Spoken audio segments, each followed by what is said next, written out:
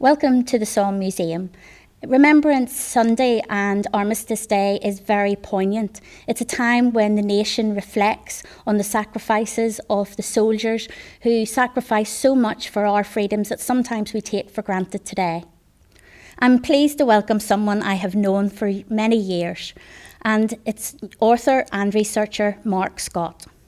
In my hands, hot off the press, I have Mark's new book, Among the Kings, The Unknown Warrior, The Untold Story. I think it should be pointed out that it is a coincidence that the book is published on the 100th anniversary of The Unknown Warrior, as this was not the story that Mark had set out to tell when he took into his possession his great-grandfather, Company Sergeant Major Jimmy Scott's notebook. It had been your intentions to follow the story of the men in the notebook, but one of them led you to unravel a remarkable local story linked to the unknown warrior. Mark, tell me about the journey that this new book took you on. Thank you, Carol. It's great to be here to talk to you. And yes, the journey that I set upon really began some 8 years ago now, when I was handed, as you mentioned, the little notebook that belonged to my great-grandfather, Company Sergeant Major Jimmy Scott. He had served with the 14th Battalion of the Royal Irish Rifles in France and in Belgium. He was killed in action on the 22nd of January 1917, and this little book was returned along with his effects. And it came into my possession, as I mentioned, about 8 years ago, when a cousin of mine handed it to me just before I went on a trip to the battlefields at the Somme. I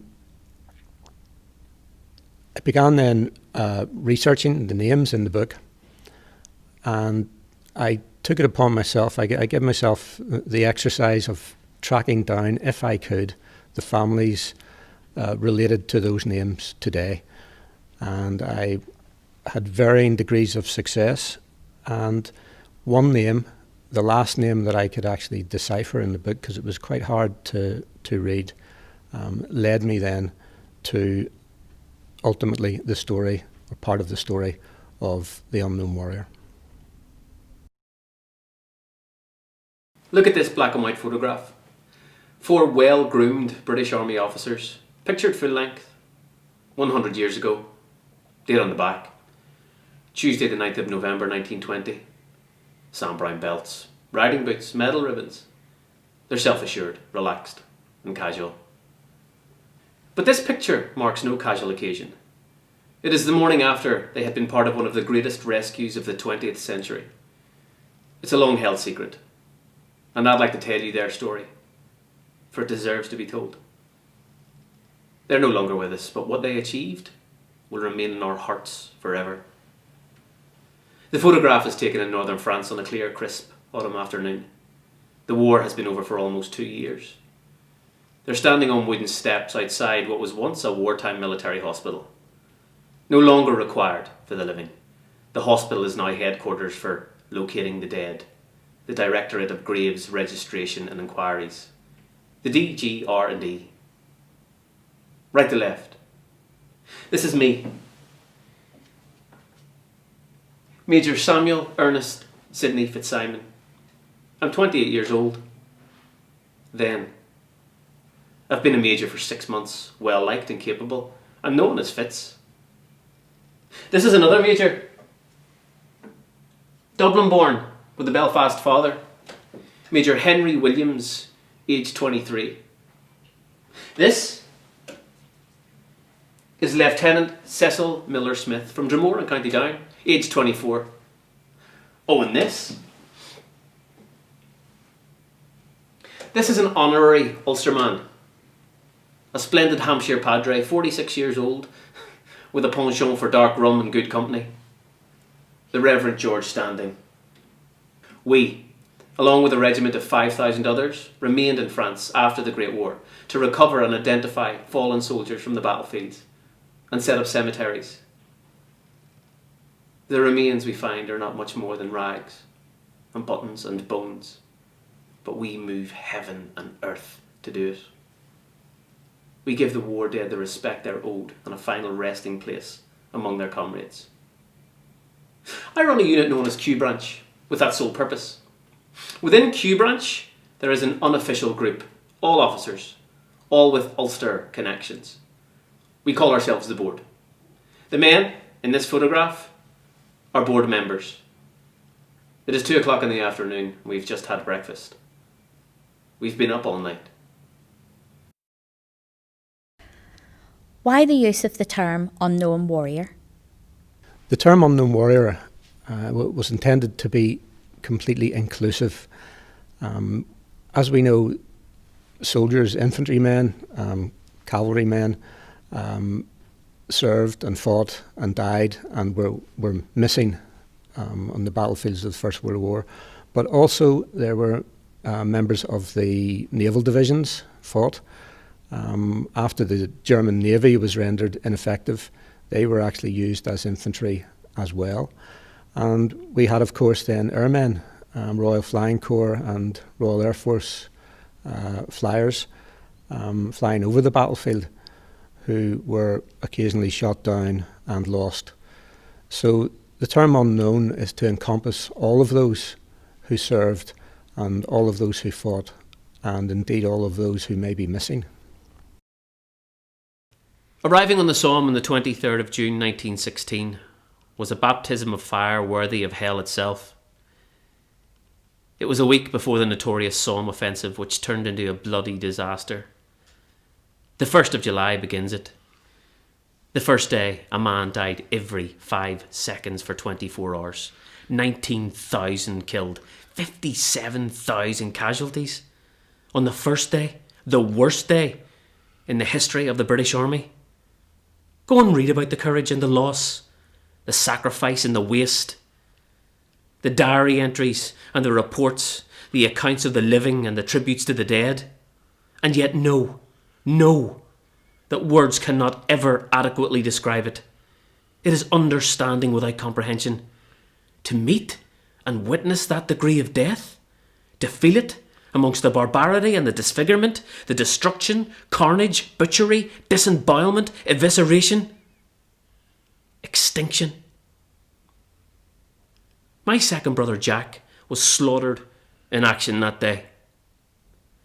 Recorded in battalion records as having been wounded, this had to have been witnessed in order to be recorded.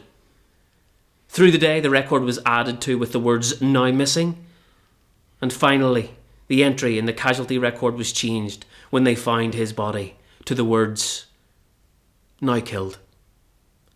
1st of the 7th, 1916. On hearing the story of the unknown warrior, most people would want to know, well, what happened to the other 3 bodies? Yes, the story, it's a terrific story. It was a terrific plan. The operation to recover the bodies, it involved bringing 4 unidentifiable bodies to a chapel at St. Paul in France, which was the headquarters at that time of the British troops in France and Flanders, and also of the Department of Graves Registration and Inquiry. So the 4 bodies were brought there on the 8th of November 1920, and at midnight that night 1 body was selected by General Lewis Wyatt. That body was eventually brought then to Westminster Abbey and became our unknown warrior. As you point out, when you hear the story, certainly at the back of my mind, and probably every right-thinking person's mind, you do think, what happened to the other 3? So I'm pleased to reveal that as a result of very recent research, documentation has turned up which can give us an idea of what did happen to the other 3 bodies. There have been various reports over the years. Some range from them being buried at St. Paul Cemetery, close to where the selection took place. Other accounts, quite recent accounts, state that they were simply discarded at the side of the road. This new documentary evidence, which has been uncovered, actually indicates now that the bodies were actually reburied in a cemetery called Cagnicourt, which is just east of Arras in France. General Louis Wyatt was a respected career soldier.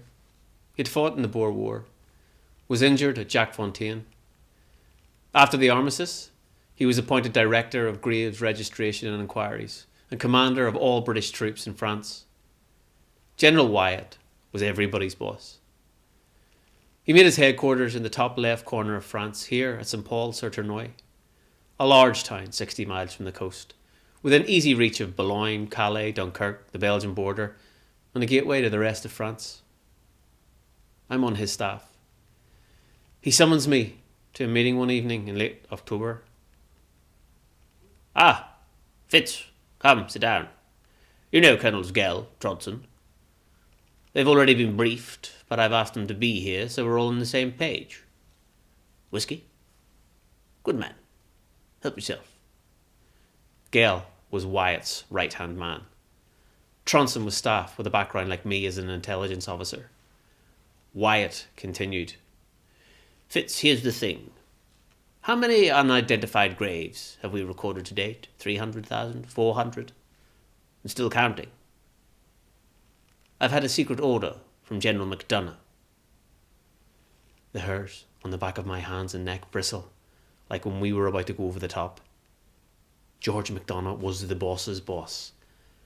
Adjutant General, he was one of the most senior ranks in the whole firm. Director of Military Intelligence, throughout the war, MacDonough had always been right when many others were wrong. "They have come up with a scheme, Fitz, to bring a body home to represent the fallen, particularly the unknown. Dean of Westminster wants him interred in the Abbey. It's a big deal. It has the backing of Parliament and, more importantly, the King himself. Norman?" Norman Tronson downs his whiskey, clears his throat and stands. His eyes meet mine, and unseen by Wyatt or Gale, he winks at me. When I organised in Ireland against the rest of the world hockey match, Tronson claimed Ulster heritage and insisted on playing for Ireland, as there weren't enough Englishmen in St. Paul to make up an opposition. He grins mischievously. "Thank you, sir." "Well, Fitz, we need a warrior. An unknown warrior. Not a soldier, a warrior. An airman, a sailor, and a soldier. A holy trinity, a 3-in-1. It's up to us how we do it. There are just 4 rules. 1. The body should be a British soldier, and there should be no means of him being identified by anyone. Ever. 2. The body should be chosen from the 4 major battle areas, Aisne, Somme, Arras and Ypres. 3. The body is to be brought to headquarters at St. Paul and placed in the chapel on the 8th of November 1920. 4. The parties bringing the body should return at once to their areas. Oh, and one more thing, Fitz. We want it to happen on Armistice Day in 3 weeks' time. What do you think?" He knew exactly what I thought. That it was both brilliant and terrifying in equal measure. That the chance of failure was much greater than the chance of success. That if it worked, a nation could begin to bridge across a vast chasm of collective grief. But if it failed, it would deepen that grief to an unfathomable depth. "I think, sir. I think I can find him." Did it ever cross your mind to identify the unknown warrior or the other 3 selected? Absolutely not. I think the whole object of the operation, and we know that there were numerous layers of secrecy applied in the planning, the whole point being that no one would ever be able to identify either the body of the unknown warrior or the 3 who weren't selected, or for that matter, even the areas of the battlefield where they were recovered. Even if a geographical location was identified, it would exclude hundreds and thousands of missing men who didn't actually fight there and whose relatives and family knew they didn't fight there, so that the object of the unknown warrior would be lost at that point. So the whole object of the operation is that the body remained unknown, and I believe it will continue to remain unknown. It's now after midnight. It is the early hours of Tuesday, 9th of November, the morning of the photograph. I escort Wyatt and Gail out of the temporary chapel and bid them good night. Wyatt says, "Congratulations, Fitz. A job well done." While I'm secretly thinking, this is only the beginning. "Thank you, General. Good night, sir. Good night, Colonel Gail." I watch them cross the parade square to the officers' quarters, then call Hardwick. "Cedric, it's done. I need you to stand guard of honour. I'm not expecting any just yet, but take this rifle to deter spectators." Cedric looks delighted with himself. "Don't worry, it's not loaded. Not after what you did to the ceiling in the officers' club." Cedric's face falls. "Just hook it over your shoulder and look majestic. Each man in his time plays many parts." Cedric dismisses his disappointment and stands triumphant, like Wellington winning Waterloo. An actor at heart, Cedric was always much better with a prop than with a firearm. I go back inside the church and bolt the door. I stand for a moment and take in the scene. It's overwhelming. 4 fallen warriors, equal in strength and stature, side by side in death, as they were in life, united in a common cause. Among them, there is now a champion elevated to represent them all. His role, to preserve forever the legacy of their sacrifice. As Sun Tzu says, the great warrior is never what he appears to be. To make the next stage of their journey simpler, I remove the Union flags covering the 3 unselected warriors. I open each temporary coffin in turn and gently remove the sealed sandbag containing their fading remains. I lay each sandbag on the table in the vestry and open a back door. One of the artefacts in the Somme Museum's collection is this flag. Can you tell me, please, Mark, the story and the connection to the unknown warrior? This flag was actually flown over the headquarters at St. Paul the morning after the selection took place. And under its shadow, if you like, the body would have left the base at St. Paul en route to its next resting place, which was at Boulogne. This flag was eventually brought here by an officer involved in the operation, a major called Ernest Fitzsimon. He, not only is he now famous for being involved in the operation, but he also has the to his name the credit of being one of the last 4 soldiers to leave France, one of the last expeditionary force soldiers to leave. That was on the 21st of October 1921. And this flag was taken down from the mast at St. Paul, and he brought it with him as really the last person out. So it has a double significance to us, and I'm actually quite honoured that copies of my book are actually sitting on it.